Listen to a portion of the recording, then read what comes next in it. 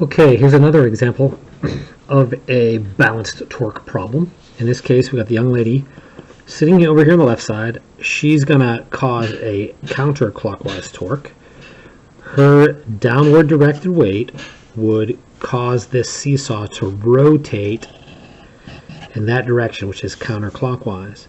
The axis of rotation is right here at this fulcrum. That's what it's going to rotate around. So her weight pulling down would make everything rotate counterclockwise.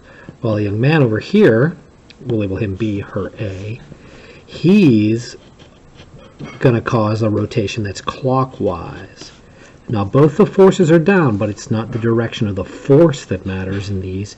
It's the direction of the rotation that would be caused by the torque, or the direction of the torque. In this case, we see that they're balanced, and we see that the young lady has a weight of 300. Her distance from the axis is 4. The young man has a weight of 400, and we need to find his distance from the axis.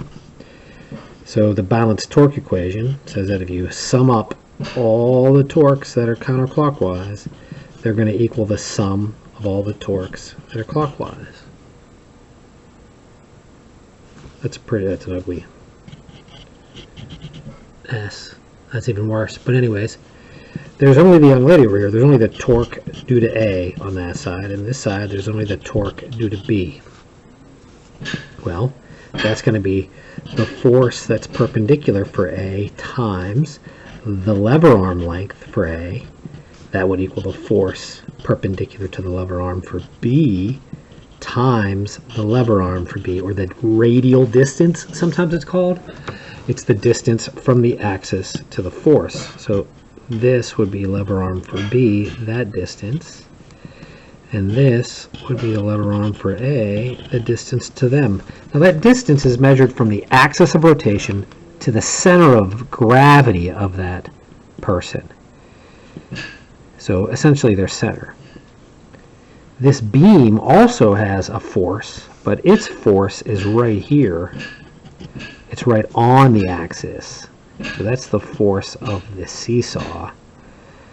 And it's pulling straight down, but it's at the axis, so it doesn't apply a torque. There's only these two that cause rotation.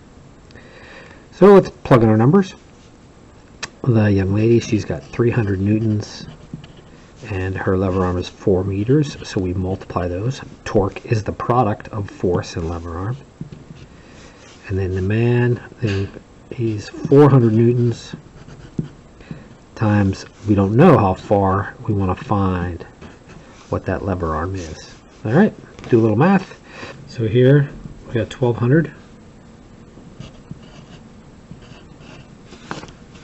And over here the 400 lb.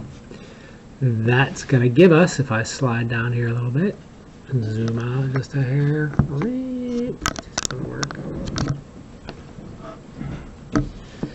When we divide those, we're going to get that 3 meters is the lever arm for B. 3 meters. So right in here, 3 meters. 3 meters. All right.